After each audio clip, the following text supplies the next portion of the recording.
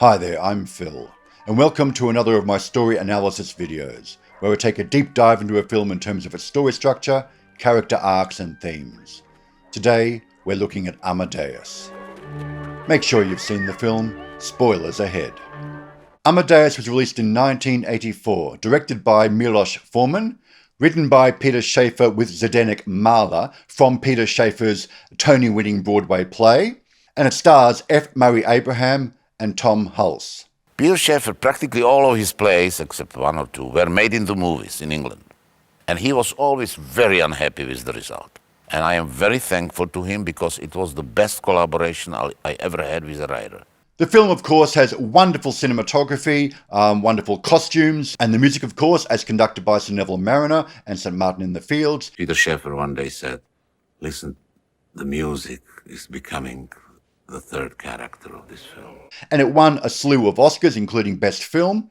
But I'm going to focus here, of course, on the story. Now, this film is, of course, a biopic of Mozart. Amadeus is not an objective documentary biography of Wolfgang Mozart. For a start, he never called himself Amadeus. And while the film is substantially true to the facts of Mozart and Salieri's life, there are many things that are not accurate historically, as far as we know, and there are certain creative liberties taken for the sake of narrative. As I go, I'll point out some of the more obvious differences between what we know to be fact and what is definitely fiction in this film, but the basic facts of the film are fundamentally true, such as Mozart was a child prodigy, greatly admired. He and Salieri were contemporaries, although they were closer in age than the actors are in the film. He did write the compositions that we see in the order that we see them, unlike Bohemian Rhapsody for Queen. He did become ill towards the end of his life, and that is what killed him. And he was writing a Requiem as his last composition, and he didn't get to finish it. Those facts and other smaller details are fundamentally true. But, essentially, there was no known rivalry between Salieri and Mozart, not to the extent that this film portrays, at any rate. Salieri, while he may have grieved for Mozart, didn't deliberately cause Mozart's death. He was accused of poisoning Mozart. And the film doesn't actually show Salieri as poisoning Mozart. It doesn't suggest that at all, but it does suggest that he wants him dead. The original play was called Salieri. Yeah. And the ambivalence in him, the division in himself between loving the thing he is destroying. He was a crude and bawdy person at times, apparently. He did have an unusual laugh, apparently. I would stand by a lot of the details of the play, not actually the giggle, which now irritates me, and I sort of regret it. I think it's used too much. And Salieri was not celibate, by the way. He was married with children. So that is a choice that the Peter Shaffer chose for the play as a justification for Salieri's motives. But let's get down to the story itself. After that wonderful opening with Vincent Schiavelli and Salieri injuring himself and having to go to hospital, Really, Signora, you don't know what you missed? we have old Salieri speaking in this case to a young priest who becomes a surrogate for the audience. Do you know who I am? That makes no difference. And he starts to tell his story to this young priest, and then that becomes voiceover, and then we go into visualization of the story. We keep coming back to this framing device of old Salieri telling his story to the priest, which also sets up the conceit of an unreliable narrator. This story is being told by Salieri. It's from his point of view. He is our central character, not Mozart. And so any facts that are arguably wrong in the telling of this story are wrong because Salieri got them wrong, or because that's what he actually believed. Was it possible I was being tested? Was God expecting me to offer forgiveness in the face of every offense, no matter how painful? So bear in mind, this is from a character's point of view who has a very particular point of view about the situation. And this opening scene with Salieri also sets up our main conflict of the story, which is Salieri's relationship with God. The film revolves around his relationship with Mozart, but it's really about his relationship with God. And at the beginning, he makes a deal with God. After I die, Let people speak my name forever with love for what I wrote. In return, I will give you my chastity, my industry, my deepest humility. And Salieri's test throughout the entire film is testing that relationship with God, which will ultimately fail. Which makes this, therefore, a tragic arc for Salieri. Salieri's relationship with Mozart is built around these conflicting emotions of admiration and respect for the art, and envy and hatred, ultimately, for the man. But envy and something else, I think. I wanted to introduce a sense of injustice. And then we flash back to an introduction of the young Mozart, but primarily we're staying with young Salieri as a boy and his dictatorial father, and the miracle that God presents him with the father dying, and him getting a chance to go to Vienna, the heart of classical music in those days. Of course I knew God had arranged it all. That was obvious. One minute I was a frustrated boy in an obscure little town. The next I was here, in Vienna. And then we quickly jump ahead to him becoming the court composer for the emperor. The death of his father becomes the inciting incident, if you like, for Salieri's relationship with God. He asked a favor, he got a miracle, therefore it's working. The inciting incident for our A story is the relationship with Mozart himself. My music. They've started without me. That was Mozart. That giggling, dirty-minded creature I'd just seen, crawling on the floor. And this is immediately followed by effectively our first act turning point, when Mozart is invited to stay in Vienna to write a German opera. I think it's an interesting notion to keep Mozart in Vienna, Majesty. It should really infuriate the Archbishop beyond measure. That becomes our first act turning point because that gives Mozart a reason to stay and to abandon his patronage with the Archbishop and take on a new patron, the Emperor. His greatness begins with his arrival in Vienna in the 10 years 1781 to 1791, when he just writes one masterpiece after another. And in the very next sequence, Salieri is shown up by Mozart. Salieri has written this march in his honor, and Mozart inadvertently insults Salieri by belittling that march and improvising upon it on the spot. It shows up how talented he is, but it also shows how mediocre Salieri is by comparison. And this was based on a real incident, though it wasn't Salieri. Arrived at the house of Cannabich, who was the mayor of the town, I think, and an amateur musician who had written a little march of welcome for him, a little piece.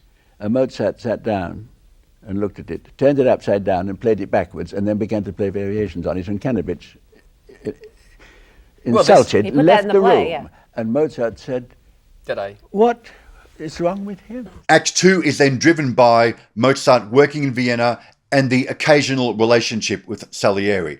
And the first big challenge, of course, is that Mozart wants to adapt The Abduction from the Seraglio into an opera. It's not indecent. It's highly moral, Majesty. It's full of proper German virtues. But he gets to put the show on. It's a success. And then, of course, this happens. Too many notes. This is absurd. My dear young man, don't take it too hard. Your work is ingenious. It's quality work. And there are simply too many notes. That's all. Just cut a few and it'll be perfect. Now, this film is structured largely around 4 key operas: The Abduction from the Seraglio, The Marriage of Figaro, Don Giovanni and the Magic Flute, and the Requiem, which becomes his final work. There are, of course, concertos and other compositions all throughout this period. The film frequently shows and tells us that Mozart is constantly working, constantly writing.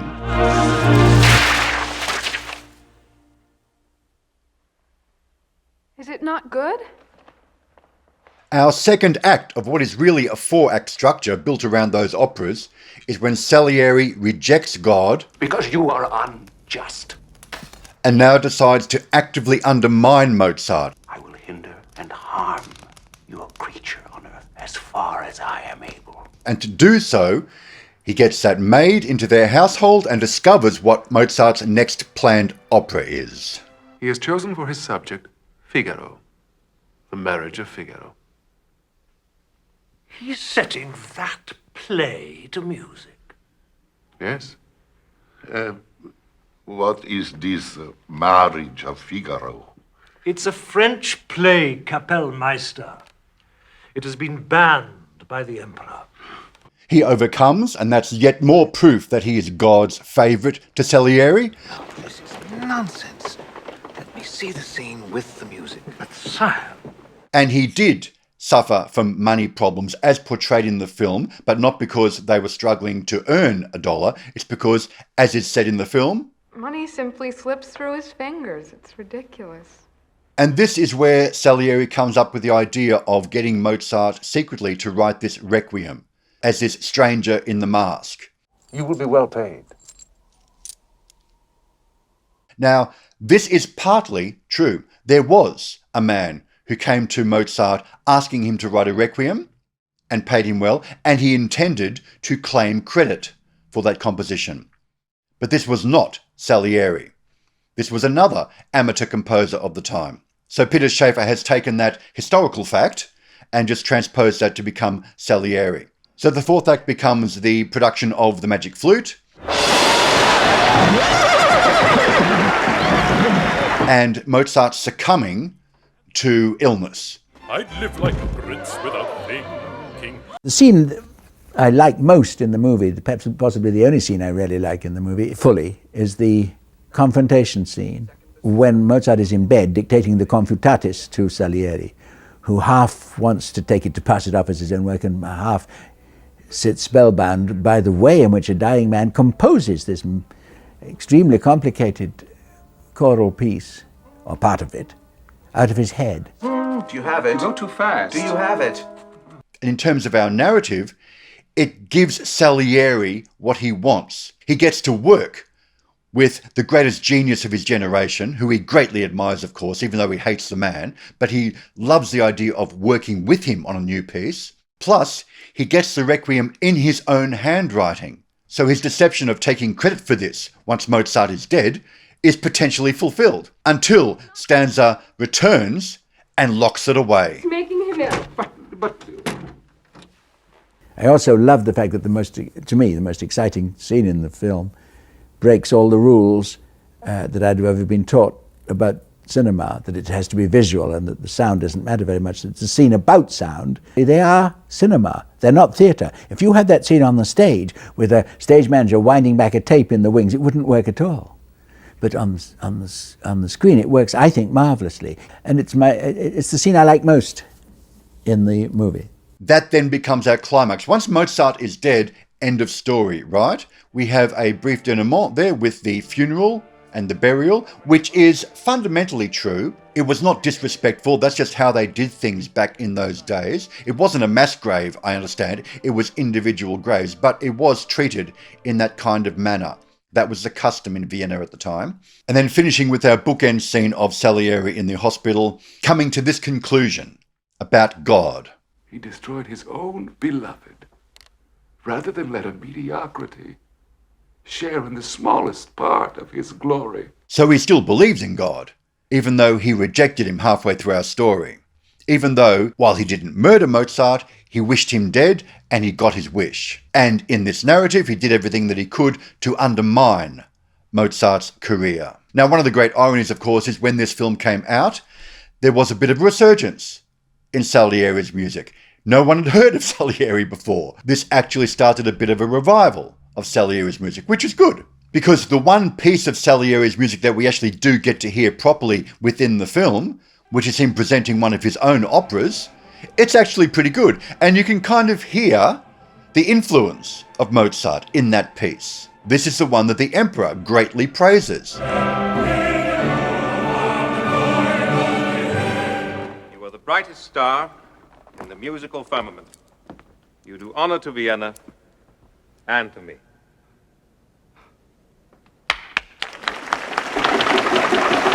So our A-plot is fundamentally the relationship between Salieri and Mozart and the rivalry and hatred that Salieri has for Mozart. Our B plot is a relationship that Salieri has with God. That is his personal journey. That's his arc. And both of them turn out to be tragedies. The lesson in this film is for Salieri basically to accept God's choice and honor that choice. Here again was the very voice of God. He will not do that, and therefore it becomes a personal tragedy. Even more so because he fails in that test, and he loses a man who he could have helped more, who was the genius of his generation after all. So the tragedy is not so much that Mozart died, it's that Salieri was in a position to help him more and didn't. And that Salieri chose this path in repudiation of God and God's choice. The theme for the film, therefore, I think is best expressed in this moment right here. All men are equal in God's eyes. Are they? So that's my take on Amadeus. If you'd like to learn more about filmmaking, check out my book linked below. Thanks for watching. I'll see you next time. And that's all? No, not with a real fire. Strings in unison. Ostinato on A, like this. Next measure's rising. Do you have it? Yes, I think so.